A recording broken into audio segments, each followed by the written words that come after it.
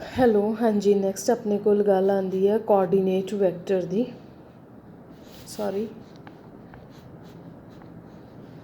Coordinate vector देखो मान के चलते हैं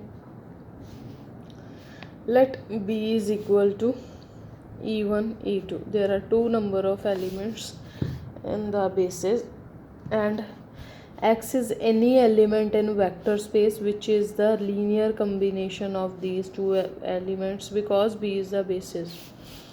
Now here what alpha 1 and alpha 2 are called, these are called coordinate vector.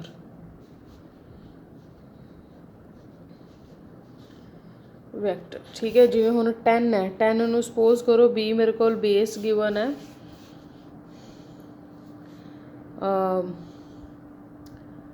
2 and one more element is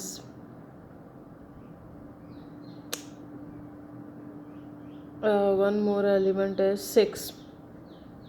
ਹੁਣ 10 ਨੂੰ ਕਿਵੇਂ ਲਿਖਿਆ ਜਾ ਸਕਦਾ 10 ਨੂੰ ਲਿਖਿਆ ਜਾ ਸਕਦਾ -2 plus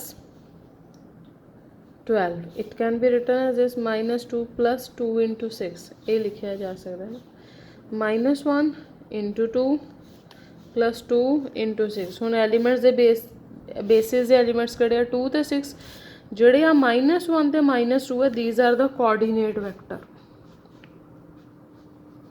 ठीक है. सो अगर किसी एलीमेंट नू लीनियर कंबीनेशन च लिखिया जाता है बेसिस दे एलीमेंट्स दे विच तां जिहड़े कोफिशिएंट्स आंदे है वो की है that are the coordinate vectors ठीक है.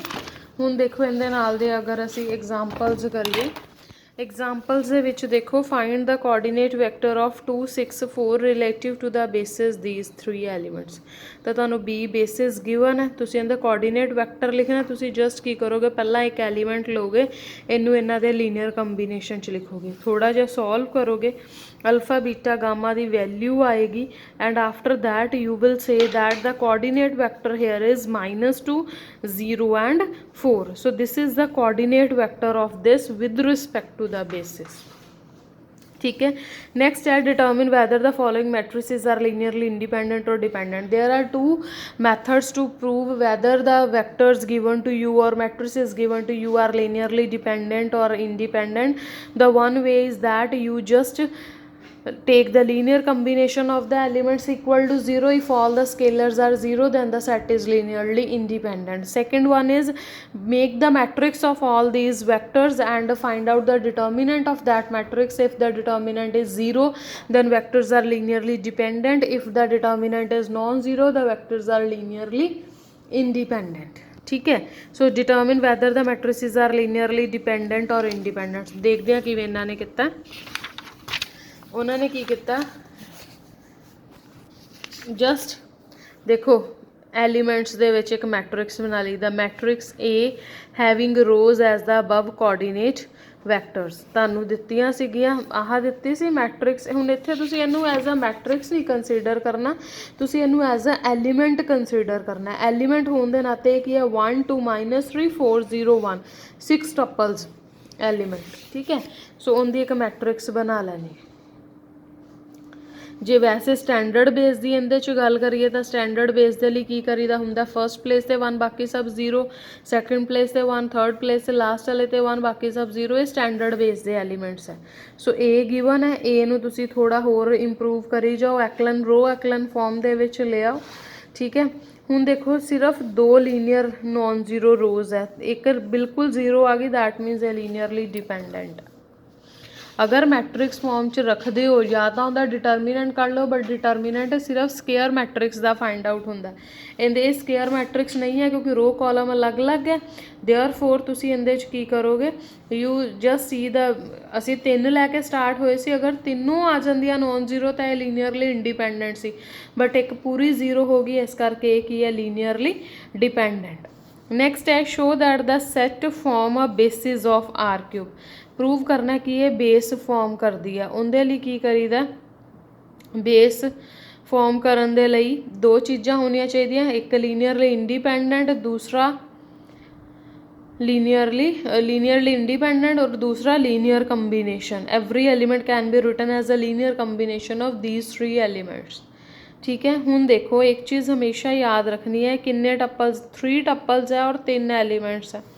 आर क्यूब ਦੇ अगर किसी सैट 'ਚ 3 ही एलिमेंट होण ਤਾਂ बेस प्रूव ਕਰਨ ਲਈ सिर्फ एक कंडीशन रह ਜਾਂਦੀ है प्रूव करनी, ਲੀਨੀਅਰਲੀ ਇੰਡੀਪੈਂਡੈਂਟ। ਇਹਦੇ ਨਾਲ ਦੀ ਅਸੀਂ ਥਿਊਰਮ ਵੀ ਕਰਾਂਗੇ ਕਿ ਵੈਸੇ ਬੇਸਿਸ ਦੇ ਵਿੱਚ 2 ਕੰਡੀਸ਼ਨਸ ਜ਼ਰੂਰੀ ਹੁੰਦੀਆਂ ਪ੍ਰੂਵ ਕਰਨ ਲਈ, ਬਟ ਅਗਰ ਫਾਈਨਾਈਟ ਡਾਇਮੈਂਸ਼ਨਲ ਦਿੱਤੀ ਹੋਵੇ ਤਾਂ ਸਿਰਫ ਇੱਕ ਲੀਨੀਅਰ ਇੰਡੀਪੈਂਡੈਂਟ ਵੀ ਪ੍ਰੂਵ ਕਰ ਦਿੱਤਾ ਜਾਵੇ ਤਾਂ ਵੀ ਠੀਕ ਹੈ, ਕਿਉਂਕਿ ਆਰ ਕਿਊਬ ਦੀ ਡਾਇਮੈਂਸ਼ਨ ਵੀ ਕੀ ਹੈ 3 ਤੇ ਬੇਸ ਦੇ ਵਿੱਚ ਐਲੀਮੈਂਟਸ ਵੀ ਕੀ ਹੈ 3। देखो लिखिया भी है, since dimension of R cube is 3 and a set B containing 3 elements, therefore to show B is a basis it is enough to prove that B is a linearly independent. Independently चाहे linear combination 0 लें तो बाद बाकी सारे scalar 0 prove कर दो।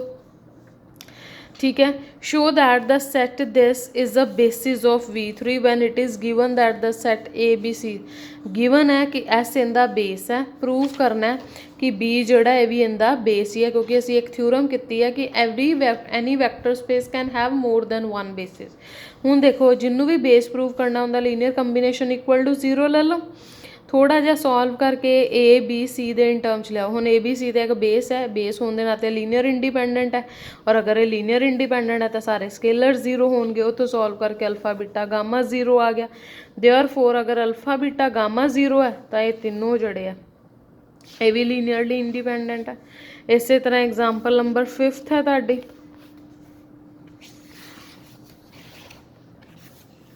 ठीक है, उस तो बाद एग्जाम्पल नंबर 6 है, find the basis of the vector space Q of √2। जो भी कभी इस तरह के एलीमेंट आते ना क्यू फिर ब्रैकेट च कोई वर्ड लगता है, दैट मीनस इहदे जिन्ने भी एलीमेंट्स आ लीनियर कंबीनेशन ऑफ √2 है। दैट मीनस इहदे एलीमेंट किस फॉर्म के होंगे A + B √2। जिवें असीं कह सकते हैं A + B √3 वो Q3 दे होंगे, दैट काइंड ऑफ। हुण मैं प्रूव इनका बेस भी फाइंड आउट करना है, इनकी डायमेंशन भी फाइंड आउट करनी है। बेस दे लई देखना है कि इनका हर एलीमेंट किस फॉर्म का A + B √2।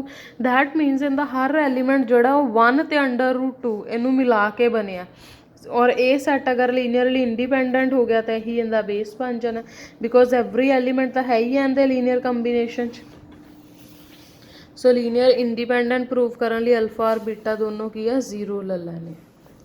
ठीक है, इत्थे तक। सो इस तरह के जिन्ने भी आह सम्स दिते हुए आ ये तुसी रीड आउट करने।